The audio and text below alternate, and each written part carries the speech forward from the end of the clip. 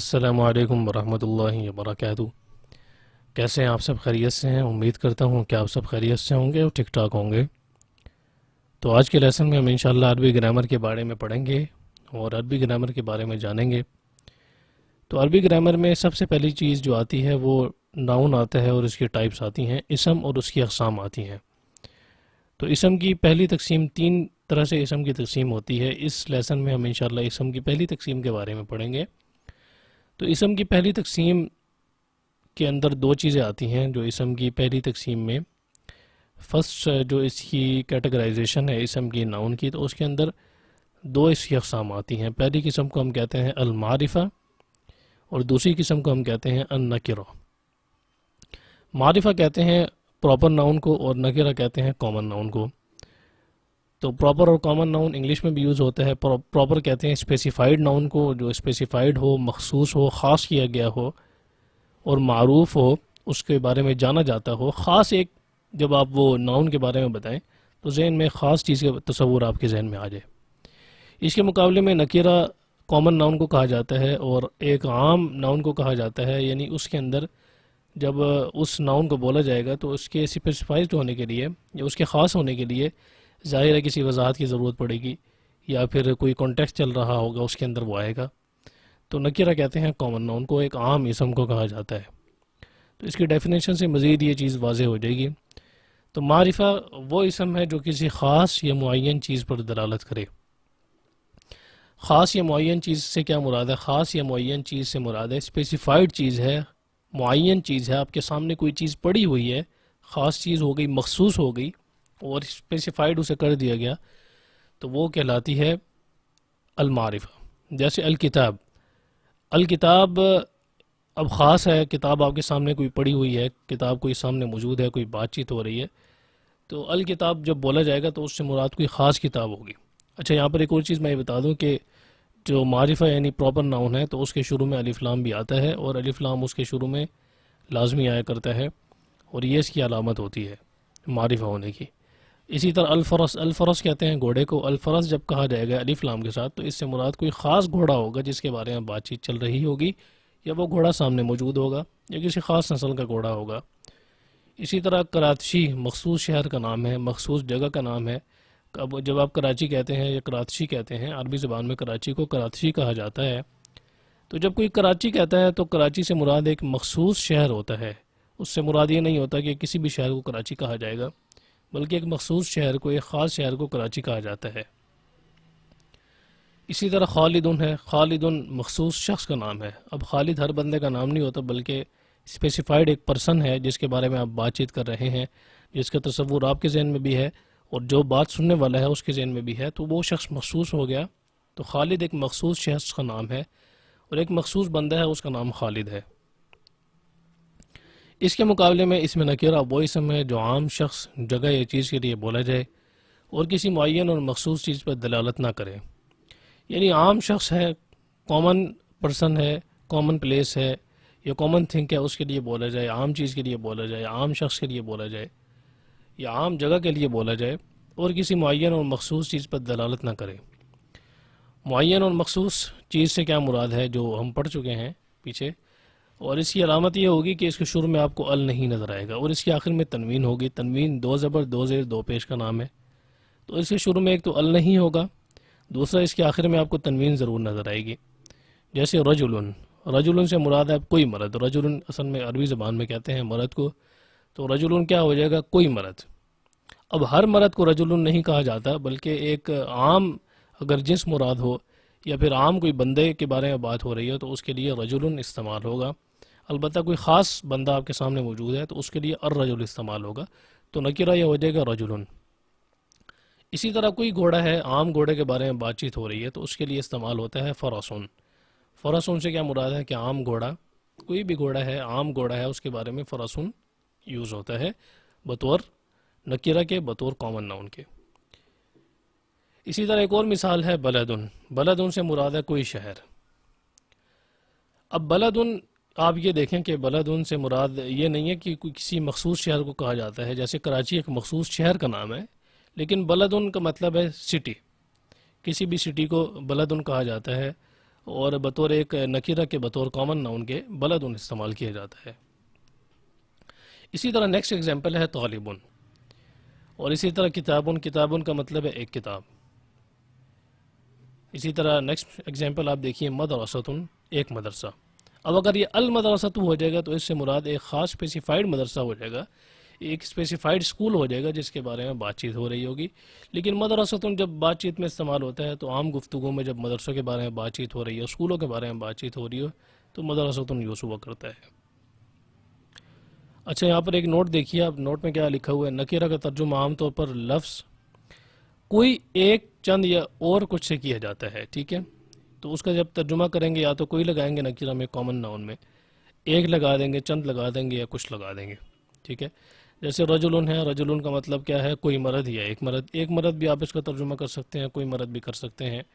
اسی طرح فرسن ہے، فرسن کے لیے آپ کوئی گھوڑا ترجمہ اس کا کر سکتے ہیں، ایک گھوڑا اس کا ترجمہ کر سکتے ہیں، چند گھوڑے اس کا ترجمہ بھی کیا جا سکتا ہے، کچھ بھی اس کا ترجمہ کیا جا سکتا ہے. اور معرفہ کا ترجمہ مطلقاً کیا جاتا ہے، یعنی معرفہ کا اسپیسیفائڈ ناؤن کا جب آپ ترجمہ کرتے ہیں تو اس کو مطلقاً ترجمہ کیا جاتا ہے. اس میں آپ صرف اسی لفظ کا ترجمہ کرتے ہیں جو ورڈ ہوتا ہے. جیسے یہ اگر ہو گیا المدرسۃ تو ظاہر ہے یہ معرفہ ہوگا اور پراپر ہوگا، تو اس کا ترجمہ کیسے کریں گے؟ المدرسۃ مدرسہ. یعنی اس کا ترجمہ کرتے وقت لفظ خاص یا کوئی لگانے کی ضرورت نہیں ہوتی. ٹھیک ہے، خاص لفظ آپ نے نہیں لگانا یا کوئی ورڈ آپ نے نہیں لگانا، بلکہ یہ بات مخاطب کے ذہن میں ہوتی ہے، جو آپ کے سامنے پرسن موجود ہے اس کے ذہن میں یہ بات ہوتی ہے کہ آپ کس کے بارے میں بات چیت کر رہے ہیں. تو جب آپ اس کو پراپر کے طور پر استعمال کریں گے، اس کو معرفہ کے طور پر استعمال کریں گے، تو اس کے ترجمے کے لیے کوئی لگانے کی ضرورت نہیں ہے، خاص لگانے کی ضرورت نہیں ہے، بلکہ اس کا ترجمہ بھی آئی نہیں اسی طرح کریں گے جس طرح سے ورڈ ہوگا. آگے اس میں معرفہ کی اقسام آتی ہیں. اس میں معرفہ کی یعنی پراپر ناؤن کی قسمیں ہیں، 5 قسمیں استعمال ہوتی ہیں. علم، اسم اشارہ، ضمیر، اسم موصول، معرف باللام. یہ آپ سرسری طور پر دیکھ لیں، انشاءاللہ اگلے لیسنز میں ہم انشاءاللہ ان کو ڈیٹیل میں اور ڈیپتھ میں پڑھیں گے. ابھی یہ صرف آپ کو اوور ویو اس کا دینا تھا کہ اس میں معرفہ کی یہ قسمیں ہیں. یہاں پر صرف 2 قسمیں ہم آپ کو بتائیں گے. 2 قسمیں کون کون سی؟ علم اور معرف باللام. تو اس میں معرفہ یعنی پراپر ناؤن کی جو پہلی قسم ہے وہ ہے علم. علم کہتے ہیں افراد، اشخاص اور شہر وغیرہ کے خصوصی نام کو. عالم کسے کہتے ہیں؟ کسی فرد کا نام ہے، کسی بندے کا نام ہے. افراد کہتے ہیں پرسنس کو، بندوں کو افراد کہا جاتا ہے. تو ان کے جو نام ہے جیسے خالد ہے، عائشہ ہے، ناصر ہے، امجد ہے، ریحان ہے، عثمان ہے، تو یہ جتنے بھی نام ہیں یہ لوگوں کے نام ہیں، پیپل کے نیم ہیں، نیمز آف پیپل ہیں. تو یہ تمام کے تمام عالم کی کیٹیگری میں آتے ہیں. اسی طرح اشخاص کے نام ہیں، اشخاص سے مراد یعنی خاص خاص شخصیتیں ہیں ان کا نام ہے، تو وہ بھی عالم کے اندر آتا ہے. شہروں کے نام ہے، سٹیز کے نام ہے، جیسے راول پنڈی، فیصل آباد، کراچی، لاہور، گجرانوالہ، سرگودا، یہ تمام کے تمام شہروں کے نام ہیں. تو ان تمام کے تمام جتنے بھی شہروں کے نام ہیں یہ تمام نام عالم کے طور پر یوز ہوتے ہیں، معرفہ میں عالم کے طور پر یوز ہوتے ہیں. اور عالم کی جو جمع ہے اعلام آتی ہے. مثلاً آپ اس کی مثالیں دیکھیں عالم کی. افراد کی مثال دیکھیں خالد، عائشہ. ملک کی مثال دیکھیں مصر، پاکستان. تو اس میں ملکوں کے نام بھی آتے ہیں اور شہروں کے نام بھی عالم کے اندر آتے ہیں. دوسری اس کی قسم ہے معرف باللام. معرف باللام کا مطلب کیا ہے؟ لام التعریف. لام التعریف معرف کا مطلب ہے یعنی نون، یعنی سم تھنگ از نون، اس کو معرف کہا جاتا ہے، یعنی جانی پہچانی گئی چیز. معرف باللام یعنی ایسا معرفہ جو لام کے ذریعے معرفہ بنایا گیا ہو، جس کو ال سے معرفہ بنا دیا گیا ہو. مثلاً الکتاب ہے، یہ اصل میں تھا کتابن، تو اس کے شروع میں ال لگا دیا تو یہ معرف باللام ہو گیا، اور یہ معرفہ ہو گیا الف لام کے ذریعے، تو اس کو معرف باللام کہا جاتا ہے. جیسے الکتابو اصل میں یہ تھا کتابن، لیکن جب ال لگاتے ہیں تو آخر میں تنوین ختم ہو جاتی ہے اور شروع میں ال آ جاتا ہے، تو یہ ہو جاتا ہے الکتابو.